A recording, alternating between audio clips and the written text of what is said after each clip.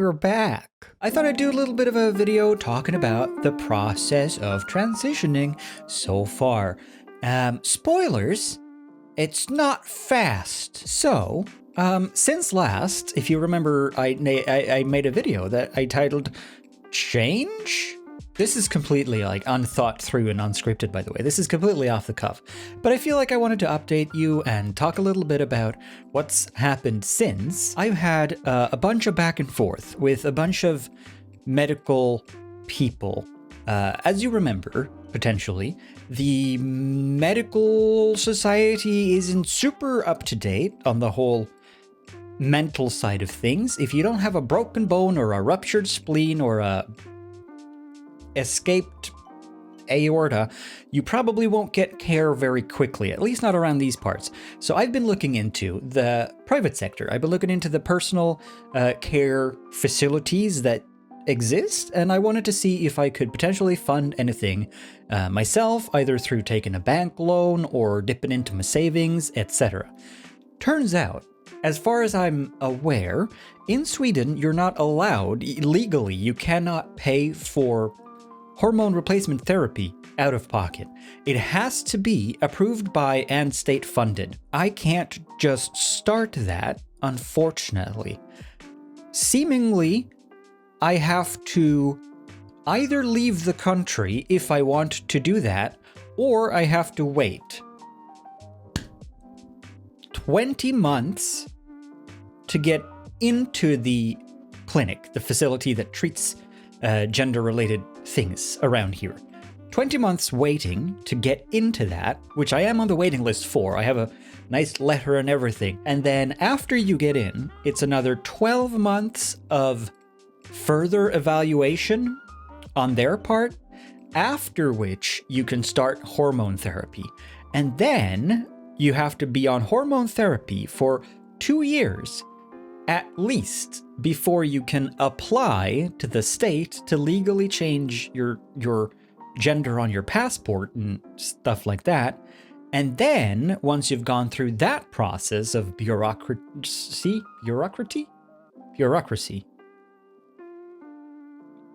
and then you can apply for the sexual reassignment surgery, bottom surgery, if you so choose.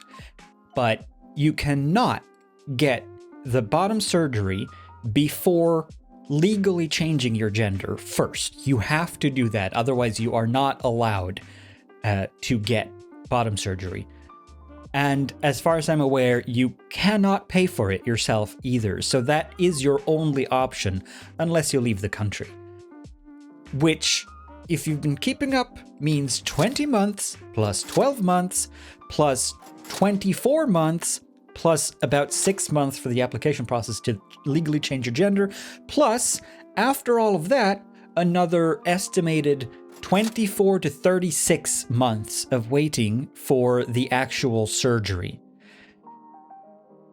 That's like between 6 to 8 years. So obviously, 6 to 8 years is a long time. And I get it. I get that this process has to take a lot of time, and people need to be really sure, and the state needs to be really sure that this is the thing that you need, and this is what's right for you, so that they don't, unnecessarily fund something that isn't, I guess, worth the money. Because it is a lot of money, and it is essentially taxpayers' money that is through the whole sort of healthcare system. But that is why it's also baffling to me that there isn't any sort of private option at all. There are a few things you can apparently take into your own hands, though. Last time, before I got into the actual queue system for this clinic, I emailed a laser hair removal place in town, and I asked them, hey, do you need to come in for an evaluation? Can I get hair removal? I'm in the process of transitioning, but I haven't started hormone therapy yet. Can I do this preemptively? And they said, no, you can't do that. We don't do it until after hormones. But that doesn't make any sense, because what if I'm just some guy who just wants hair removal? You can do that. So that was a little bit of a weird situation. And I actually called the clinic that I'm in line for and asked them about that, if there's actually nothing you can do before hormones. And they said, no, you should be able to get the hair removal anywhere you want. Just pay for it yourself. So I found another place.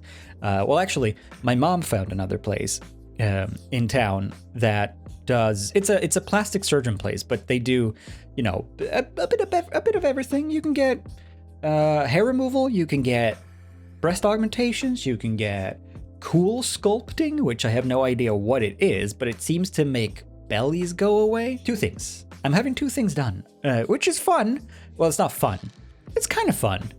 It's expensive, but it's kind of fun. Well, it's not so much fun, but it's exciting. So the 2 things that are actually happening right now is laser hair removal, which I have been to my first appointment for. It was about a week and a half ago now, and normally you'd go for 6 to 8 times total, and you go about once every 5 to 7 weeks or so. So I've only been once, and they say that on average you notice a difference on your 3rd visit. So obviously, so far I haven't really noticed anything, but it went great. The lady who treated me was very nice, very accommodating, very sort of friendly and understanding, and you know, she was very clear about the fact that it might not be as effective as it could be post hormones, because of the testosterone, you still produce, you know, beard growth or facial hair growth. The follicles will return, and you can get more hair back than you would if you had estrogen, which is fine. I'm okay with that. I just want to take some steps, even if I have to redo the process in, you know, another 4 years. That's okay. At least I can do something. So we started that, and it didn't hurt as much as I thought, but my phone. But it was apparently the noob setting. It was like the novice hair removal for babies, because it was my first time, and she said you don't go like full power. So the next time is supposed to be more intense, and I'm a little worried because it wasn't comfortable. It didn't necessarily hurt. It felt like touching an electric fence, like a weak electric fence, like for sheep or something, or like taking a rubber band, like kind of lightly snapping it against your skin over and over. So like not painful necessarily, but not like comfortable. But I'm going back for session 2 on May 25th. Which will be interesting. I'm curious to see what the difference in sensation will be from baby mode to big strong man mode, I guess. I'm just glad it's happening at all. I don't want to sit around and wait for 3 years before anything starts to happen. So there's that. Then the number 2 thing is eyelid surgery. Now, I don't know if you've noticed, but looking at myself in the camera, you might have seen that I pretty much all the time, at least when I can remember, tend to keep my forehead raised, my eyebrows up. Because otherwise I look like this, and everyone thinks I'm pissed off. Plus, I have very heavy lids. You know? It like literally... See? They just cover like my entire eyelid. If I put eyeliner on or eyeshadow or like anything on my eyelids, it just disappears completely. My lid is like resting on top of my lashes. This is just if I relax my brow. If I get angry, then it's So what I'm getting is an eyelid surgery, and I didn't know this, but apparently my grandma on mom's side, her sister, and my grandma on dad's side have all had this surgery, because it just sort of, I guess, runs in our family to have heavily hooded eyes. So what they do is it's a very quick and very easy procedure. It's barely like an hour. I think it's a 45-minute procedure.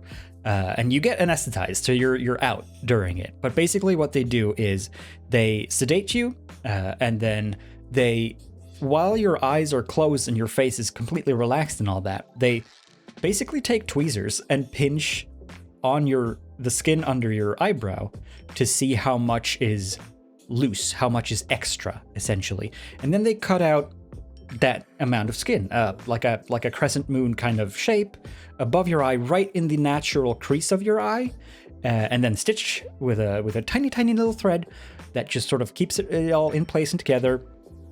And then a week later, the stitches go away, and I think after 3 weeks, you're like completely done. I think that's like the final checkup. That is happening on June 1st, which will be interesting, because this is something even before I even considered anything to do with transitioning for real. Like, I've been researching this whole thing for over 10 years, but I've never pursued it until fairly recently, as you probably can tell.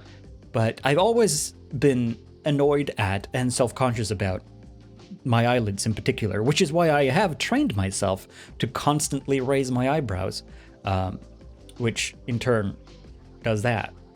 So, payoff and cause and effect. But anyway, so those two things are happening. And then another exciting little development is that I contacted a support site for people during transition in Sweden, because it's such an arduous process and there's so much waiting and all that.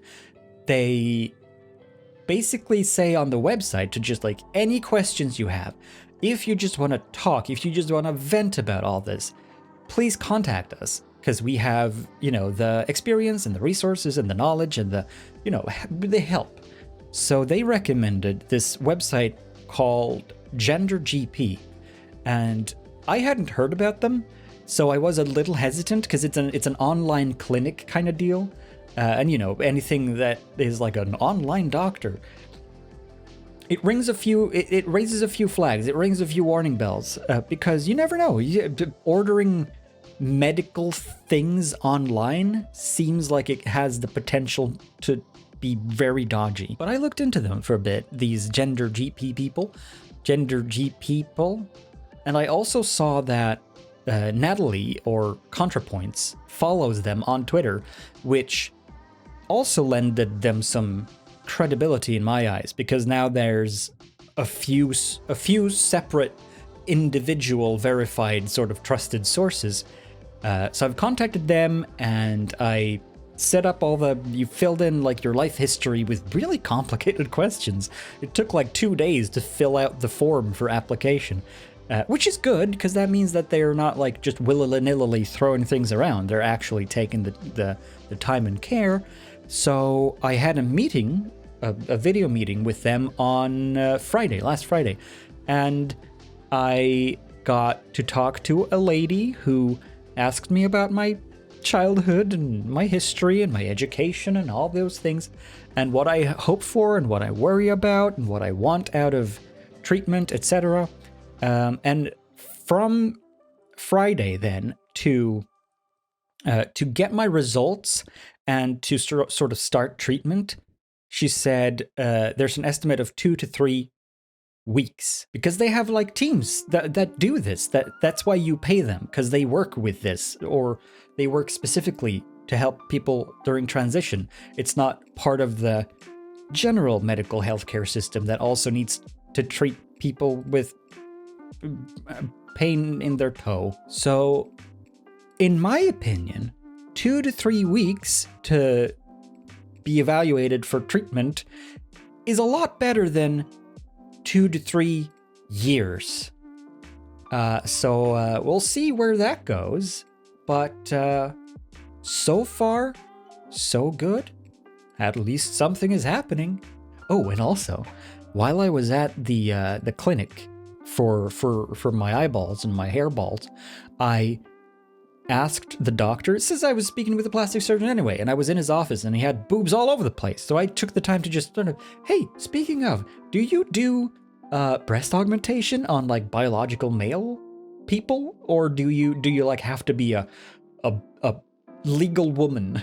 It sounds very badass when you say it like that. It's like a lawyer lady superpower. Legal woman, away! But apparently no.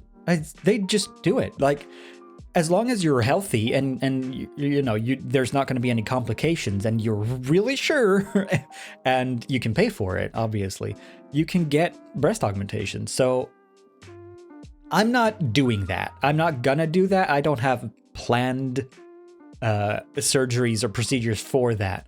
But it's nice to know that that is an option in any sort of eventuality where either the hormone thing takes another 3 years, or not everyone develops the way they want to develop naturally, be it biological or medically induced female, which is a term that I came up with and I really like it. So you never know.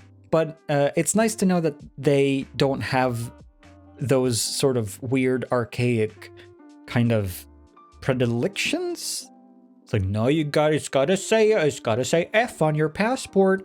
If it says M, you can't have a boob. So far, so good. Unfortunately, so far, so bad in terms of voice. I have not found any orthodont. No, that's a tooth. Vocal coach? Voice?